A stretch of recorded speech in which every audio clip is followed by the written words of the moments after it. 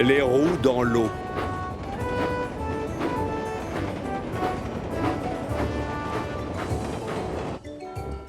Par une froide et pluvieuse journée d'hiver, Duck attend tranquillement aux quatre vents quand soudain James vient se garer à ses côtés. Ce que la locomotive rouge préfère le plus, c'est transporter des passagers. C'est dommage que tu sois cantonné au transport de marchandises, Duck. Mais en même temps, il faut bien choisir quelqu'un et c'est toi. Oh, c'est très étrange. Je t'ai déjà vu faire des livraisons. Oui, peut-être, mais tu comprends, les très belles locomotives dans mon genre devraient plutôt se charger des passagers. À ce qu'on raconte, les passagers nous préfèrent.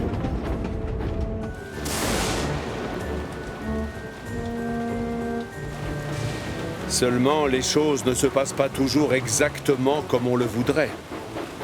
Oh, comment voulez-vous que je fasse admirer ma belle carrosserie rouge avec une météo pareille?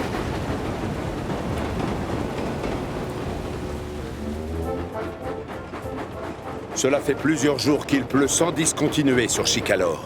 Et le niveau des fleuves a monté.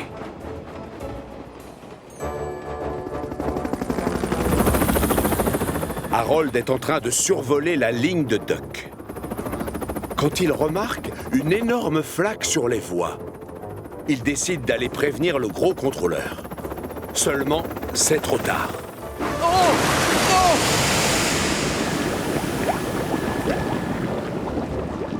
Oh non!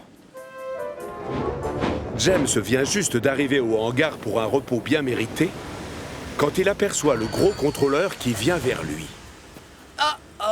J'espère qu'il n'a pas l'intention de me confier un nouveau travail. Ah, James, tu n'as pas de mission pour le moment. Duck est coincé au milieu d'une grosse flaque d'eau. J'ai besoin de quelqu'un pour le sortir de là. Mais tout à l'heure, je vais chercher des passagers et je vais être en retard. Mais non, surtout si tu y vas tout de suite. Plus vite tu aideras Duck, plus vite tu reviendras. Mais... Monsieur, si Duck se trouve coincé dans l'eau, qui en est responsable? C'est la faute de personne, voyons, James. C'était juste un accident. Mais j'ai besoin de quelqu'un pour tracter Rocky et secourir Duck. Ah, on pourrait attendre que l'eau s'évapore toute seule. James! James a une très haute opinion de lui-même et il trouve que tracter une grue est indigne d'une belle et élégante locomotive telle que lui. Mais dans la vie, on ne fait pas toujours ce que l'on veut. James doit obéir.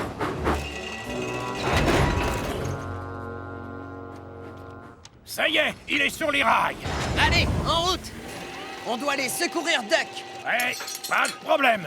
Hé, tu vas devoir attendre. J'ai mon bras à sécuriser avant de partir. Hors de question. Duck est coincé dans une flaque d'eau. Et plus vite on sortira de là, plus vite je pourrai retourner à des occupations un petit peu plus nobles. Et voilà James qui redémarre alors que le câble de la grue se balance dangereusement au bout de son bras. James! Il faut qu'on s'arrête! On va finir par avoir un accident! Garde ton calme, s'il te plaît, Rocky. On pourrait s'imaginer que c'est la première fois que tu as une urgence. Oh! Mais mon crochet risque de casser quelque chose! Oh, tu exagères. C'est Duck qui a eu un accident. On doit se dépêcher d'aller le secourir.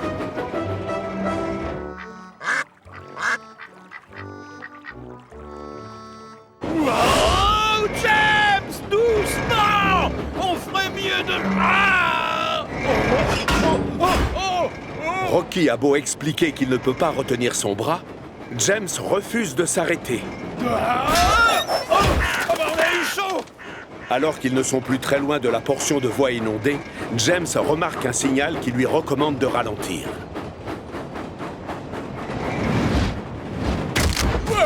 Il disait quoi? De quoi tu parles? Et du poteau qui est tombé! Rassure-toi, ça ne devait pas être très important.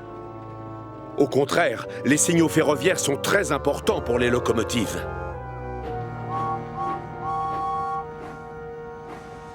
Oh, c'est pas trop tôt. Elle est drôlement froide, cette eau. Relâche la vapeur, Duck. Tu pourrais nous remercier d'être venu. Et je ne peux plus faire de vapeur, justement. L'eau s'est infiltrée dans ma chaudière et l'a éteinte. James doit positionner Rocky devant pour lui permettre de tirer Duck hors de l'eau.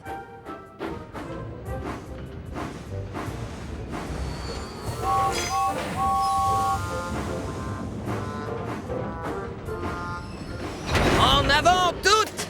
Les secours sont arrivés! Ah, il parle de moi. Je serai plus rassuré quand j'aurai les roues au sec. Tu n'imagines pas à quel point. Reconnais-le! Tu aimes bien ça, faire trempette, de temps à autre! Je vous rappelle que Duck signifie canard en anglais. Et James ne peut pas s'empêcher de se moquer de la grosse locomotive verte. Ce n'est pas de ma faute si on m'appelle comme ça. Mon vrai nom, c'est Montaigu. Au même moment, Oliver circule sur la ligne de Duck et il se rapproche à toute vapeur. Mais il ne voit pas le signal qui recommande de ralentir dans le virage. Oh, et attention, freine!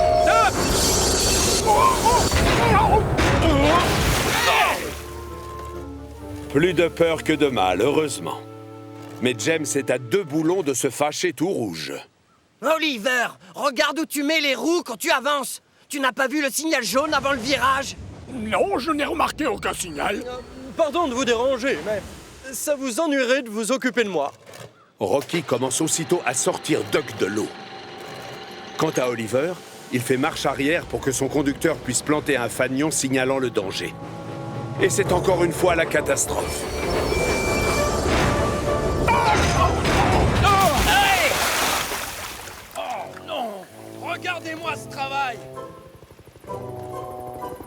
La différence, c'est que cette fois, Harold a assisté à toute la scène. Et il décide d'aller chercher le gros contrôleur. Quelques minutes plus tard, Duck se retrouve enfin au sec. Merci beaucoup, Rocky. De rien, Duck, c'est normal.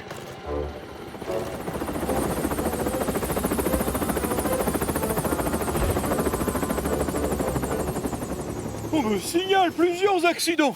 Comment est-ce possible, alors que c'est mon chemin de fer?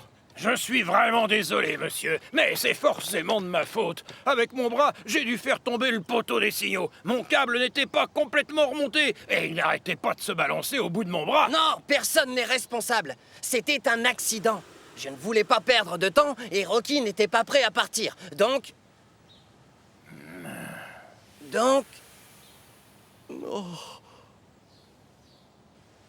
En réalité, monsieur, je suppose que tout est de ma faute. Je n'ai pas laissé à Rocky le temps de sécuriser son câble et son bras. C'est pour ça qu'il a cassé le poteau. Je ne vais pas te mentir et te dire que je suis très satisfait de ta conduite, James. Mais je suis fier parce que tu reconnais ta responsabilité. Peut-être que tu devrais te faire pardonner tout de suite en tractant les wagons de Duck en attendant que sa chaudière sèche. Bien, chef. Ce serait un grand honneur. Livrer des marchandises, c'est loin d'être sa mission favorite.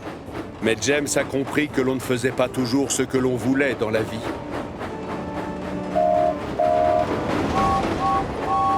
Mais tant que le soleil brillera, sa peinture rouge étincellera de 1000 feux et fera l'admiration de tous. Et au fond, c'est tout ce qui compte, non ?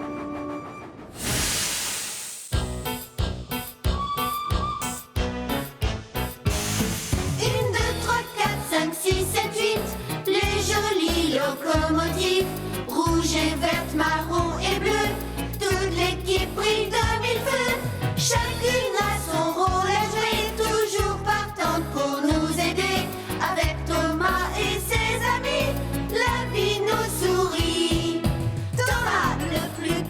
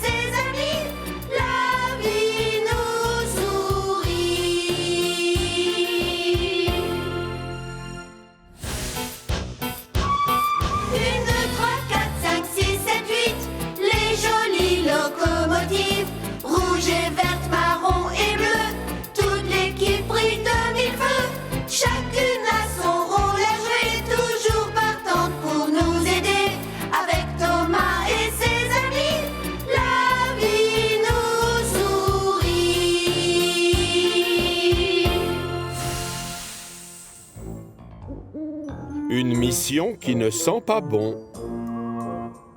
Ce soir-là, à la gare de triage, James raconte des histoires qui font peur aux autres locomotives.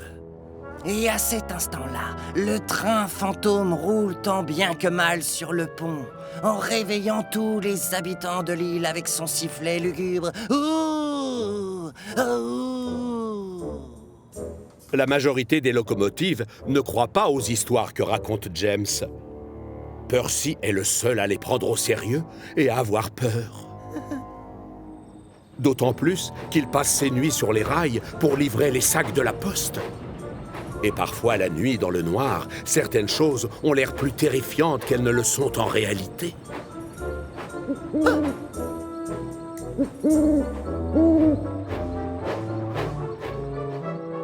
Et pile à ce moment-là, je l'ai vu. C'était le train fantôme. Oh, James! Tu fais peur à Percy avec tes histoires de fantômes. C'est quand même pas de ma faute si Percy est loin d'être aussi courageux que moi. Si tu es tellement brave, pourquoi c'est pas toi qui passes tes nuits à distribuer le courrier? Mais tout simplement parce que c'est un travail pour une petite locomotive comme Percy et non pour une magnifique et grande machine comme moi. Laisse tomber, Thomas. Ça ne me dérange pas de sortir la nuit. Et puisque tu es si courageux, James, tu n'as qu'à relever le défi que je vais te lancer. Tu veux bien t'occuper du hareng volant cette nuit? Oui, top là, j'accepte, avec plaisir. Ha, c'est pas un train rempli de poissons qui va me faire peur. Oui, on verra, James. Je sens qu'on va rire. C'est donc sûr de lui que James part sur le port chercher le hareng volant et sa cargaison de poissons, tout juste sortis des cales des chalutiers. Mais alors qu'il s'approche du train, une odeur épouvantable commence à se faire sentir. Sur le quai, Porter déplace des wagons pendant que Cranky décharge les caisses des pêcheurs. Oh, Porter, c'est quoi cette terrible odeur? Enfin, ce sont les poissons, James. C'est toi qui vas t'occuper du hareng volant? Non, le hareng volant, c'est le domaine réservé de Henry, alors que moi, je transporte des voyageurs. Peut-être que je devrais aller le chercher. James retourne donc à la gare de triage. Réveille-toi, Henry. Tu es en retard pour aller chercher la poubelle volante. Hein? Oh, mais tu ne devais pas t'en occuper à ma place cette nuit? Mais non, voyons, tu as mal compris. Pourquoi je m'en occuperais, tu m'expliques? C'est ton train. Moi, je suis bien trop beau pour y toucher. Mais tu avais dit que tu le ferais. Tu devais prouver ton courage. Alors là, je crois que tu as rêvé, mon ami. Bonne nuit, Henry. Allez, travaille bien. Non, je vais être en retard. James est persuadé qu'il a eu un trait de génie en faisant croire à Henry qu'il avait rêvé toute l'histoire. La grosse locomotive verte file à toute vapeur vers ses livraisons. Mais malheureusement, Henry a pris du retard. Et certains poissonniers vont devoir ouvrir plus tard que d'habitude. Alors, au matin, quand il retourne à la gare de triage, il n'est pas étonné de voir le gros contrôleur qui l'attend. Je peux savoir ce qui t'est arrivé hier soir, Henry? Pourquoi les livraisons ont-elles eu autant de retard? Je suis désolé, chef. Je crois que je me suis endormi. J'ai rêvé que James proposait de prendre le hareng volant à ma place. Mais c'est la réalité, Henry. Je l'ai entendu t'en parler. Et il n'est pas le seul. James essaie de se faire tout petit dans son coin. C'est vrai, James? Vas-y, parle, je t'écoute. Est-ce ta faute si les poissons ont été livrés en retard? Ah, désolé, monsieur. J'avais vraiment l'intention de m'occuper du hareng volant à sa place. Et d'ailleurs, je suis même allé sur le port. Mais voilà, ça sentait très mauvais. Hein? Mais enfin, évidemment que ça sent mauvais un poisson. Seulement, tu avais bien dit à Henry que tu allais t'occuper de son train. Oui, je sais, chef, mais j'ai cru que si je m'approchais de ces wagons, mes passagers risquaient de se plaindre ensuite si je sentais le poisson pas frais. Je ne veux pas le savoir. Donc ce soir, tu vas te charger des livraisons de poissons. Comme ça, tu tiendras la promesse que tu as faite à Henry. Oh, d'accord, monsieur. Évidemment, James est furieux. Toute la journée, il n'arrête pas de penser à ce qu'il va être obligé de faire la nuit suivante. Et quand vient le soir, alors qu'il arrive sur le port, l'odeur de poisson lui attaque les narines. Et ça ne lui plaît pas du tout. Coucou, James. Où sont tes wagons? Tu n'es pas venu chercher le hareng volant, dis-moi? Peut-être que si. James prend tout son temps et recule tout doucement vers les wagons farceurs. S'il vous plaît, faites attention. Oh, je ne veux pas qu'un seul poisson tombe sur moi. Les wagons farceurs le regardent prendre toutes ces précautions et ça les fait bien rire. James a peur de sentir mauvais. James a peur de sentir mauvais. Ah non, dites pas ça. Et d'ailleurs, c'est faux. James a peur de toucher au poisson. James a peur de toucher au poisson. James est tellement perturbé par ces moqueries qu'il ne fait pas attention à ce qui se passe autour de lui. Et c'est la catastrophe. Alors que Cranky décharge les caisses de poissons des chalutiers, James recule sans regarder où il met ses roues et percute la palette. Oh non. James! Le pauvre James a des poissons jusqu'aux yeux. Et ça, bien sûr, ça fait beaucoup rigoler les wagons farceurs.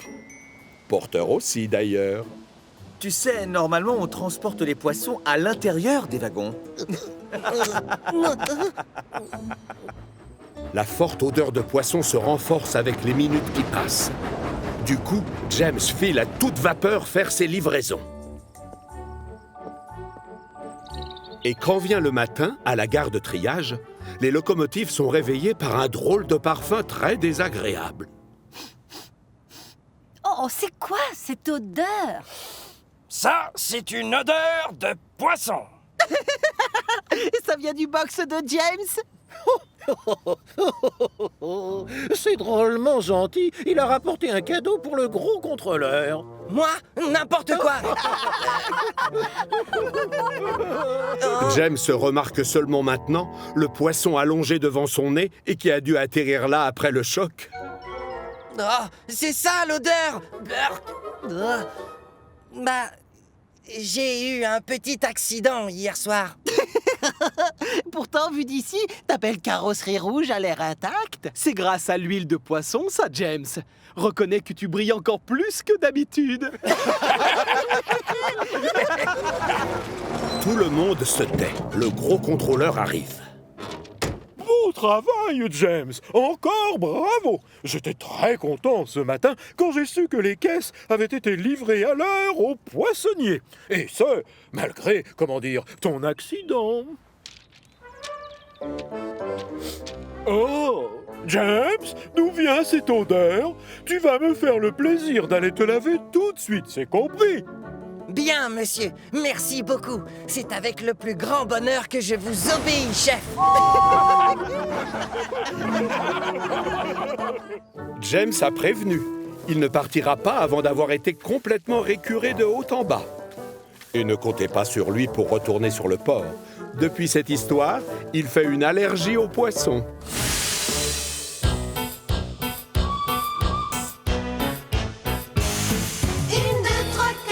6, 7, 8, les jolies locomotives, rouge et verte, marron et bleu, toute l'équipe brille de mille feux, chacune a son rôle à jouer, toujours partante pour nous aider, avec Thomas et ses amis, la vie nous sourit. Thomas le plus culotté,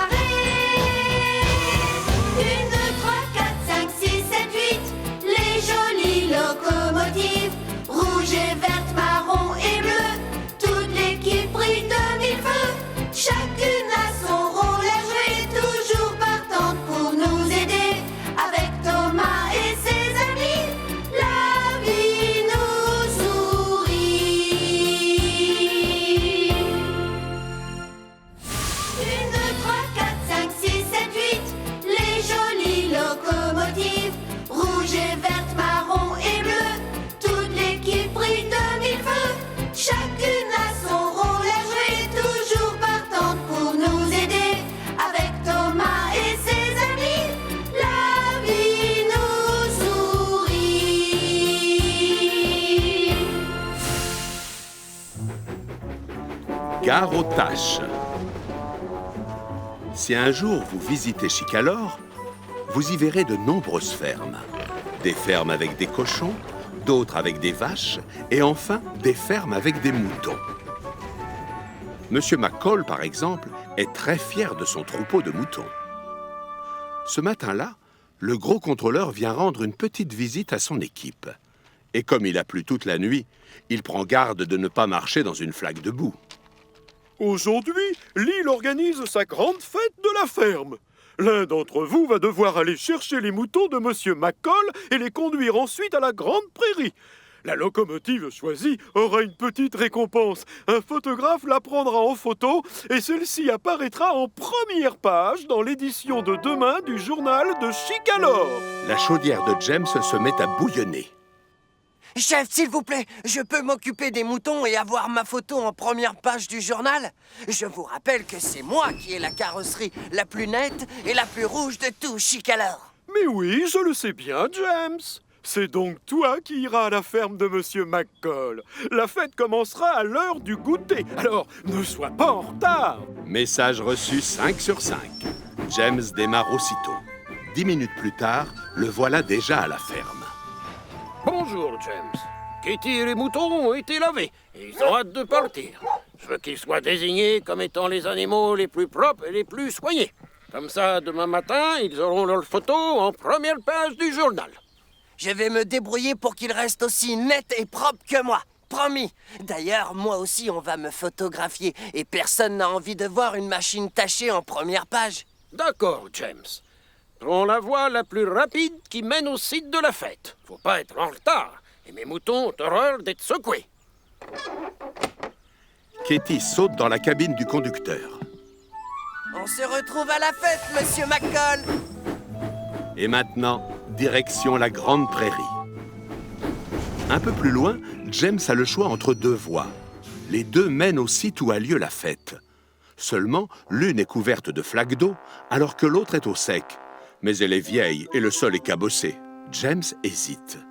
Monsieur McCall m'a demandé de prendre la voie rapide, donc celle-là.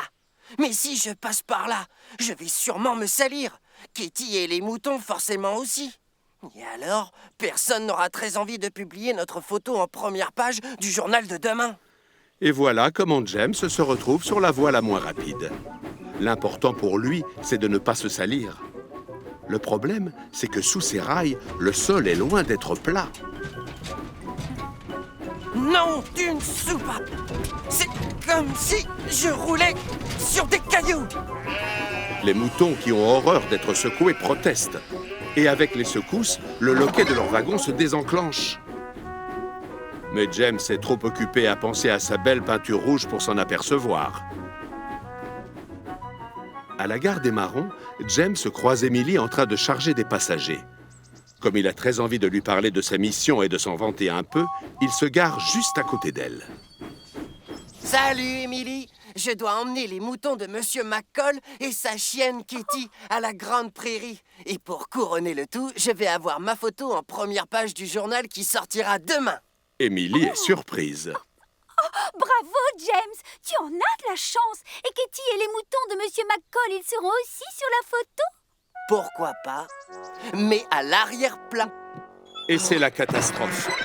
Les moutons s'échappent par la porte du wagon qui n'est plus verrouillé et sèment la pagaille dans la gare. Attention, James! Les moutons s'enfuient! Alors là, j'en perds mes roues. Non, revenez! Stop! Mais les moutons font comme s'ils ne l'entendaient pas. Ils n'ont aucune envie de retourner dans le wagon. Katie aboie, mais ça ne sert à rien. Reviens, Kitty! Je préfère que tu restes dans la cabine. C'est moi qui m'occupe du troupeau. Autant limiter les dégâts. James ne veut pas que la chienne se salisse. Il part donc à la recherche des moutons qui sont tranquillement en train de brouter dans un champ voisin. La voie qui longe au plus près le bout du champ baigne dans des flaques d'eau. Je vais plutôt prendre celle qui est à gauche pour rester propre pour le photographe. James adore son plan puisqu'il lui permet de ne pas se salir. Il prend donc la voie qui lui fait faire un détour. Et au moment où il arrive près du champ, les moutons trottent dans la direction opposée. Oh, pas de chance. Katie aboie pour rappeler le troupeau. Non, Kitty, pas question que tu te salisses. J'ai une autre idée, ne t'inquiète pas. On va prendre un chemin plus long, mais qui est au sec, pour aller les rejoindre. Un peu plus loin, James s'arrête près d'un autre champ que les moutons ont choisi pour poursuivre leur déjeuner. Katie est contente de les voir et elle les appelle en aboyant. James sourit. Oui, vas-y, Kitty, mon plan va marcher. Quand tu aboies, les moutons savent qu'ils doivent venir avec toi. Donc tout ce qu'il me reste à faire, c'est attendre et faire attention de ne pas me salir. En effet, tous les moutons obéissent aux appels de Katie, qui du coup cesse d'aboyer.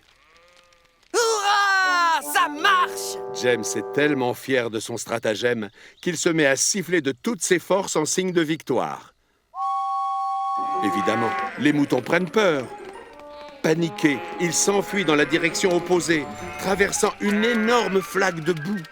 Alors là, j'en perds mes roues. Oh, mais qu'est-ce qui m'a pris de siffler? J'avais promis que les moutons ne se tacheraient pas. Mais maintenant, ils sont tous sales. J'avais promis de les emmener à la fête, et maintenant, ils s'enfuient. Je voulais tellement avoir ma photo publiée en première page du journal qui doit paraître demain. Mais maintenant, personne n'aura envie de me photographier. James est terriblement déçu. Soudain, il entend du bruit. Regardez qui voilà! Salut, James! Nous partons à la fête! Monsieur McCall t'attend là-bas, au fait. Je crois qu'il a hâte de présenter ses moutons au concours. Thomas et Percy redémarrent pour ne pas être en retard. Monsieur McCall compte sur moi pour lui amener sa chienne Kitty et son troupeau. Je n'ai pas le droit de jeter l'éponge. Et tant pis si on est tous couverts de taches, on doit aller à la fête. Katie aboie pour dire qu'elle voit les moutons courir vers la ferme. Vas-y, rassemble vite ton troupeau, Kitty. Moi, je vais passer par la voie avec les flaques de boue et je vous reprends à la ferme, d'accord? Exécution. La chienne court vers les moutons pendant que James file à toute vapeur par l'autre côté. Très vite, la belle peinture rouge toute propre a perdu de sa superbe. James a de la boue jusqu'aux yeux, mais maintenant, ça lui est égal. Et quand il s'arrête près du quai de la ferme, Katie l'attend avec le troupeau au complet. Eux aussi sont tout sales, mais James s'en moque. Tout le monde à bord, on fonce à la fête! En route! Bon, je vous préviens, je vais foncer. Et gare aux tâches, je prends la voie rapide, d'accord? James ne croit pas si bien dire, parce que quand il s'arrête à côté de la grande prairie, il est recouvert de boue.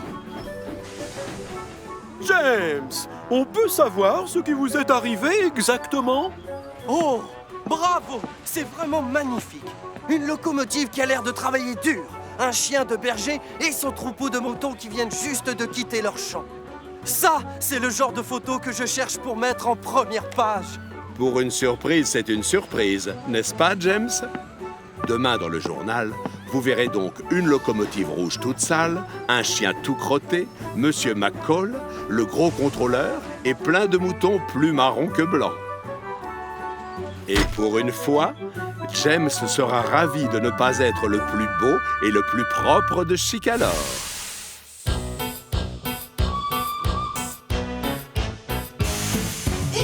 3, 4, 5, 6, 7, 8, les jolies locomotives, rouge et verte, marron et bleu, toute l'équipe brille de mille feux, chacune a son rôle à jouer, toujours partante pour nous aider, avec Thomas et ses amis, la vie nous sourit.